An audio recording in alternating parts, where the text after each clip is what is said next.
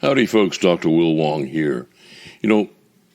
Most folks listening to this won't remember, but 20 plus years ago, developing a treatment that actually worked in a relatively short time for chronic fatigue, myalgic encephalitis, which is the proper term for chronic fatigue, and fibromyalgia syndrome, and then publishing it in my first book is what won me fairly good notoriety back then in the late 90s. Now, 20 plus years later, getting feedback from patients, customers, refining that program is what I'm passing down to you now. But first, let's speak some truths. Hate to make these 2 points, but here goes. Number one, docs stay in practice and pay the bills via the number of office visits and procedures done per week. Medicine is a business, pure and simple.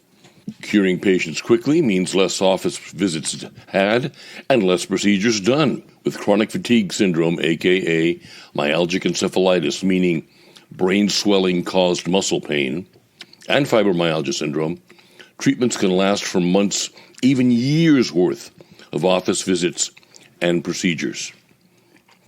Number two, I don't have the stats for chronic fatigue syndrome, but for fibromyalgia syndrome, it's been estimated that up to 60% of those patients were actually Munchausen's patients. In other words, the patient's fake physical symptoms for what's called secondary gain, i.e., they get to manipulate the hell out of their family, their friends, the medical system to get attention. Their narcissism enjoys all of the attention heaped on them for the poor dears being sick.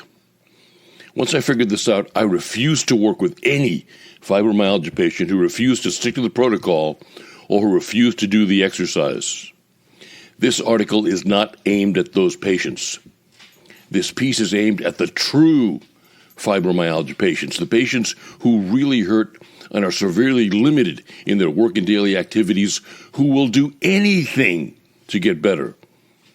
And for the chronic fatigue patients who have found no doc who really understands what they're going through and the multiplicity of their symptoms. It's to these fellow chronic fatigue patients and fibromyalgia patients that I dedicate this treatment to. As a chronic fatigue myalgic encephalitis patient myself for 7.5 years, I worked in the largest chronic fatigue syndrome, fibromyalgia syndrome practice in Scottsdale, Arizona, in the 90s, actually the late 80s through the 90s. And for most of those years, I was worse off than any of my patients were. As my mentor in naturopathic, Dr. Charles W. Turner, said once to me, certain docs get what he called healer's disease. In other words, God gives them the worst possible case of whatever it is they can get, so that when they come up with a treatment for them that just barely works for themselves, it will work just dandy for everyone else. So now I'm passing what worked for me onto you, and if it rings true and feels as if it could help you, go ahead and apply it. Apply the techniques, see if they do indeed help. As a guideline, 86% of my chronic fatigue patients and true fibromyalgia syndrome patients forgot they had their condition in 8 to 16 weeks, unless they got too energetic and overdid, usually gardening, in which case they'd get a relapse for a couple of weeks, and after a couple of weeks of resting, they would get over it. Here goes. In all of the chronic fatigue patients I have dealt with, both male and female, all, and I mean all, of the patients are estrogen dominant. In other words, they have low or no progesterone or testosterone, and even the gals who are pre- and post-menopause with lower estrogen, estrogen is all they're making. They make no progesterone and no testosterone, so they're still estrogen dominant. Estrogen produces inflammation and fibrosis. We've known this since birth control pills were introduced in the 1960s and started producing blood clots, heart attacks, and strokes in the young women who used them. One's own estrogen production, if not balanced or checked by progesterone and testosterone, does the same thing. In the early studies, the true studies on fibromyalgia syndrome, muscle biopsies were done, and they showed that the patients, mostly women, had a buildup of fibrosis in their muscles, especially those of the upper and middle back leading up into the neck. Today's fibromyalgia syndrome, now that the diagnosis has been changed i.e. monkeyed and fudged with, to keep estrogen from being blamed as a culprit, since estrogen is a major seller for Big Pharma, claims that those studies were wrong and that there is no fibrosis buildup in fibromyalgia syndrome patients. Why don't they change the name then? Be that as it may, the fibrosis growth in the muscles causes localized ischemia, lack of blood flow. Think back to when you were a kid and you put a bunch of rubber bands around your wrist and that cut off the circulation to your head. What happened then? First, the hand got numb, but if you tried to move it, the hand ached. And the more you moved it, the more it hurt. That's ischemia. You could mainline heroin. You could take all the opiates you want, and it will not take care of the pain of ischemia. Only oxygen and glycogen can remove the pain of ischemia. So point number one, the pain of fibromyalgia syndrome comes from an estrogen-driven inflammation and fibrosis, creating ischemia in the skeletal muscles. And here's where I have to go over what we're all taught in school. Inflammation produces induration, produces hardening, i.e. fibrosis, and fibrosis produces death. Very, very simple. Okay, now for the fatigue. That's point number two. The lack of testosterone will produce a tiredness and a lack of drive, both mental and physical. Also, 50% or more of the fibromyalgia patients are also mononucleosis patients. In mono, aka Epstein-Barr virus, the number of mitochondria in the skeletal muscles decreases radically, from hundreds or even thousands per muscle cell to mere tens.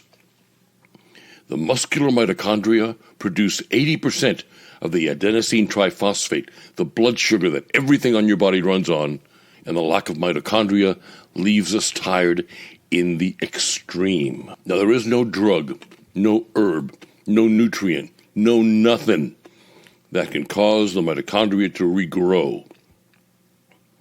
The only thing that can help regrow the mitochondria in your skeletal muscles is strength training.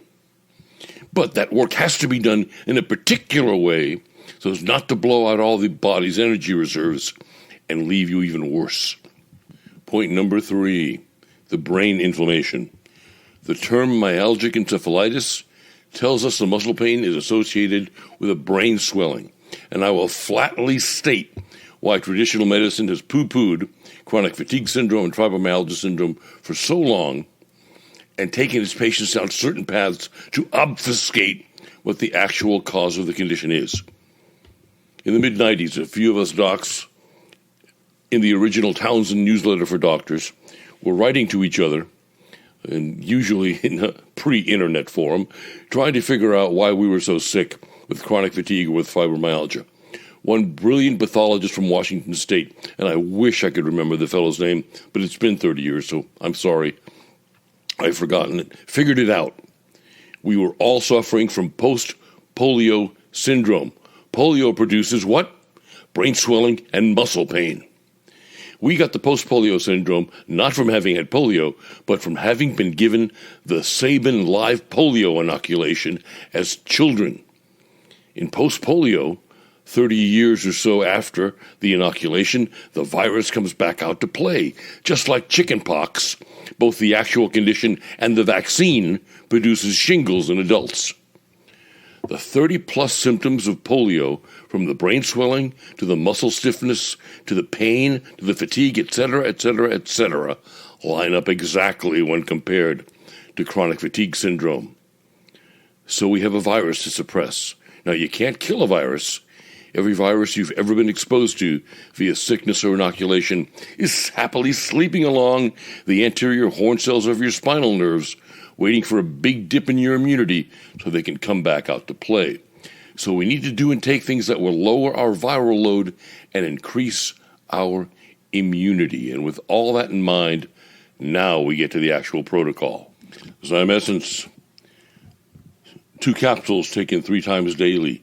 The enzymes lower inflammation in a mechanism different from the harmful effects of the nonsteroidal anti-inflammatory drugs or the corticosteroid drugs.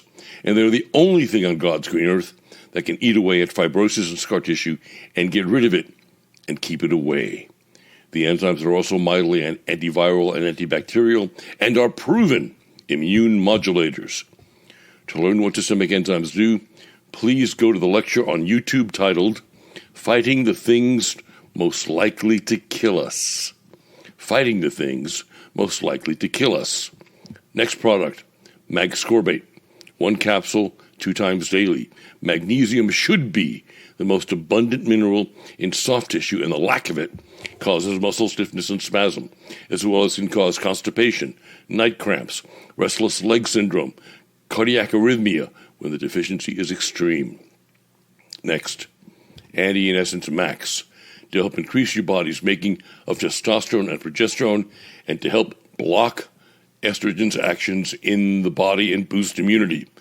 2 capsules, 3 times daily. Next, Karuna Pure Progesterone Cream. Apply as per insert directions for menstrual status or age, or if you're a guy, 1 application daily. You take this to balance estrogen. It takes 200 to 300 units of progesterone to balance 1 unit of estradiol or estrone. Next, zinc citrate, 1 capsule of our brand daily, or several capsules daily of others. To find out why, go to YouTube and look up my little short talk called Chelated Minerals, Dirty Little Secrets. Chelated Minerals, Dirty Little Secrets. Zinc is the essential mineral building block for all epithelial tissue, i.e. skin, muscles, internal organs, eyes, reproductive organs, are especially zinc-rich, and zinc is essential along with magnesium for making all, A-L-L, all hormones. Also, zinc working in the mitochondria is the body's primary virus fighter, working to lower viral load. One of the reasons Big Pharma didn't want you to take zinc this past pandemic. When viral load gets low enough, the virus goes back to sleep and stops reproducing itself. And then, finally, exercise 2 times a week, no more, according to the protocols in the article titled Minimalist Strength Training. Minimalist Strength Training, found at drwongsmessage.com. drwongsmessage.com. Also, one very important point. Do no aerobic or cardiovascular exercise. Your energy reserves won't be able to stand it, and recovery from a single session of aerobic work will take days or even weeks due to the low number of mitochondria and low ATP production. That's the whole program right there, the entire deal. Do that for at least 8 to 16 weeks, and then keep it up afterwards to maintain your gains. I'll be chatting again with you next time. I'm Dr. Will Wong. Be well and God bless.